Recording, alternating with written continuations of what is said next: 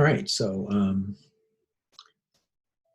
now we're going to take a look at how Japan got itself started in World War II. And historians argue that really Japan starts World War II before World War II starts in Europe. And that so, few of us historians tie the Sino-Chinese War, the war with China, to World War II. But in fact, this was a huge part of World War II.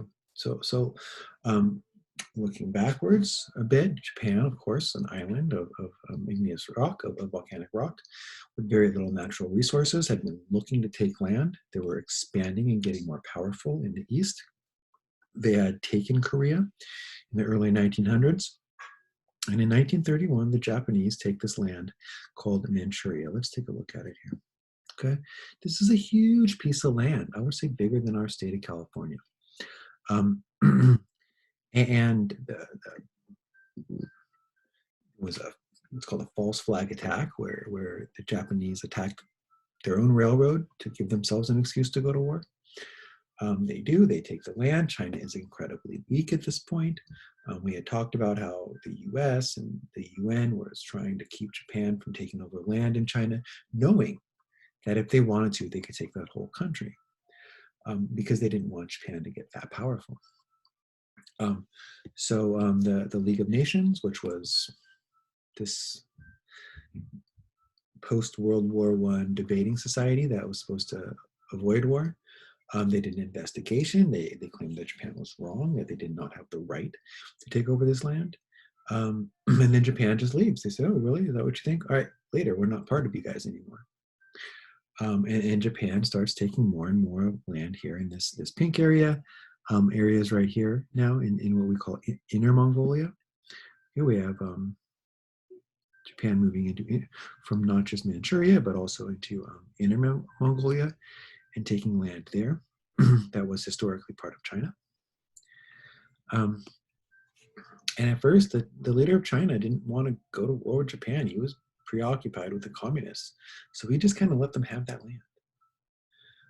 And as they start moving, they're going to start moving to the capital city. They think, like a lot of people are going to think in this time, and I don't know if it's true, that if you take the capital city, that you have taken the country.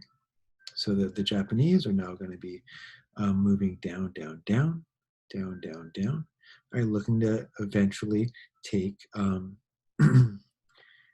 take the capital city of China. They also take these areas along few ports along the sea, and they take the important Chinese city of Shanghai. And eventually they're going to take Beijing. They're going to take the capital city. The Chinese, though, aren't going to surrender, but they're just going to move their capital city further downriver. Okay, they're going to move more into the inland and say, okay, well, our capital is now going to be here, right? And he refuses surrender. At this point, the U.S. is helping China. They get involved. They start trying to give China aid in their war against the Japanese. In 1940, the Japanese demand French Indochina. Now you're taking our buddy's land, right? It's one thing when you take Chinese land. China is not a great friend.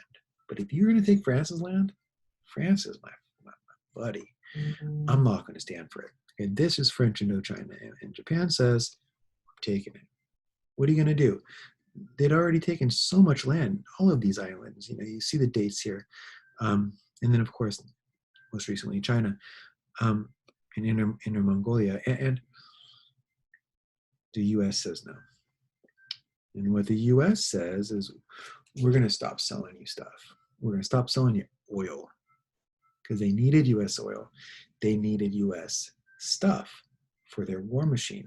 We had been selling them stuff all the while. Why do you think we did that? When they were breaking all these rules, why would the U.S. keep selling them stuff? I have a feeling the answer to that is green and made out of paper.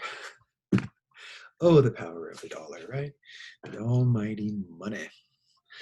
So anyways, but now the US, this is where we draw the line. We're not going to give you, anything if you're going to take our friend's land. And we're going to see that this makes the Japanese upset, and that the Japanese are going to come up with a plan that says, we're going to take this land. And not only are we going to take this land, French Indochina, we're going to take the Philippines too. And the best thing we can do to stop the US from coming in is to bomb their naval base at Pearl Harbor in Hawaii. Oh, by the way, I'm also going to try and take Australia just for fun. Britain, coming for you too. Boy, Japan was aggressive at this point. And if you've heard my past lectures, you've heard me say this before. What a mistake Japan made that day. December 7th, 1941, the day that they woke sleeping giant that was the United States and caused the entire flow of the war to change. Would lead to their ultimate downfall. But we'll get there.